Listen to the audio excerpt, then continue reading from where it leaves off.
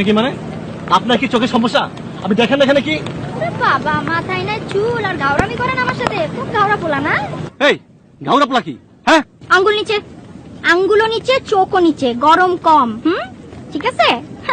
বেঞ্চটা আমার আর আপনি দখল করে বসে আছেন। গাওরামি দেখাইতে হলে অন্য জায়গায় যে গাওরামি দেখান, এইখানে না। আপনি শুনেন, এই বেঞ্চ আমার, আমি ভাড়া করছি।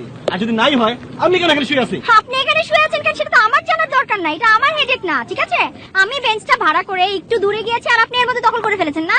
How sweet. প্লিজ যান, অন্য জায়গায় যান। শুনুন, এই বেঞ্চ আমার। আপনার যদি কোনো ধরনের কনফিউশন থাকে, আপনি বেঞ্চের যে মালিক তাকে নিয়ে আসেন। কনফিউশন আমার নাই, আমি 100% ঠিক আছি। কনফিউশন আপনার আছে।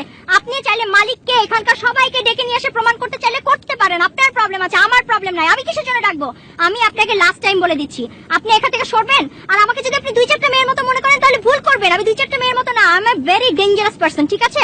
বলেছি ভাই, শুনেন, আপনাকে মোটেও মেয়ে মনে করতেছি না, ডাকাত মনে করতেছি, মহিলা ডাকাত। এই হট, তুই আমারে ডাকাত কইছিস না? হ্যাঁ, আমি ডাকাত তো।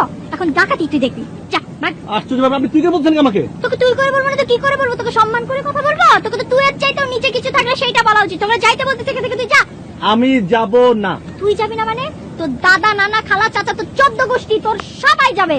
আমি দেখি আপনি কি করে আমার এখান থেকে উঠান। আমি শোন, আমি একটা ডাব নিব। ডাব নিয়ে এসে তোর মাথার মধ্যে ঠাস করে ফাটবো। দারুণ মেয়ে মানুষ, একটা মেয়ে মানুষ তোর এরকম ভাবে অপমান করতে, তুই যা।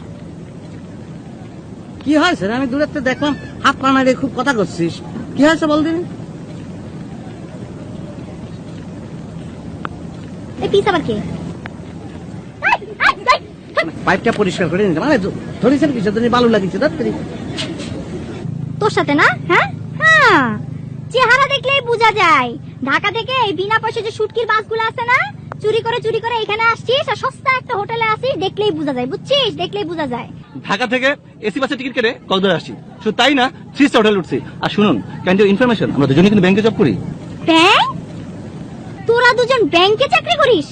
হায় রে, ঢাকা শহরের ব্যাংকগুলোর কি অবস্থা! এই চেহারার মানুষ যদি ব্যাংকে চাকরি করে তাহলে ব্যাংক কি আর টিকবে? ব্যাংক তো পুরো ধ্বংস, শেষ। আমাদের ব্যাংকের কি হবে রে? কি হবে ব্যাংকের? এই যে আমরা এই চেহারা নিয়ে ব্যাংকের মধ্যে ঢুকে পড়েছি, ব্যাংক যদি ধ্বংস হয়ে যায় উনি করলো। আর শোন, এই যে হোটেলটা দেখতেছিস না, সাইমন হোটেল, 5 স্টার হোটেল, এই হোটেলে আমি থাকি, বুঝলি? টাকলু, বুঝা কথা বলিস। এই ফেসে 5 স্টারে কেমন সম্ভব?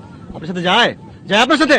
কি তোরে কি ছাড়ে আরে বেটা, জানিস না কই থেকে আসছে বেটা, মেনা বোঝে না, বিয়ার একটা মেয়ে বসে আছি বলে বেঞ্চ নাকি তার। আমি 90 টাকা দিয়ে ভাড়া নিছি বেঞ্চ, তার বুঝাতে পারতেছি না। আমি বুঝাচ্ছি, আমি খুব ভালো বোঝাতে পারি। শোন, মানে হয়েছে কি, বেঞ্চ কিন্তু এটা আমাদেরই, জানেন। মানে এরকম হতে পারে যে আপনার হয়তো মেজাজ গরম তো উঠে চলে গেছেন, হ্যাঁ, পরে আবার ওই ফিরে এসে দেখেছেন যে ও বসে আছে, কারণ মাঝখানে ওই লোকটা ভাড়া দিয়ে দিছে। এই হয়েছে, আর কিছু না।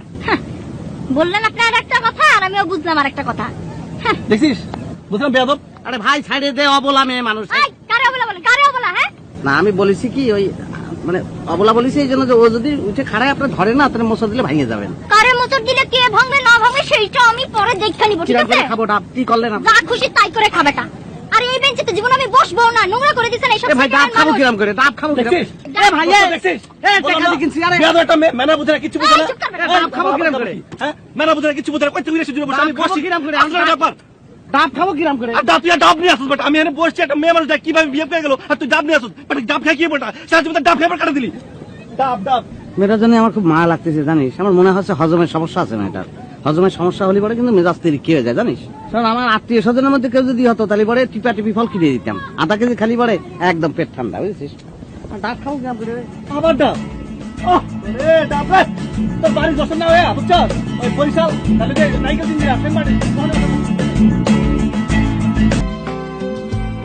বসেন বসেন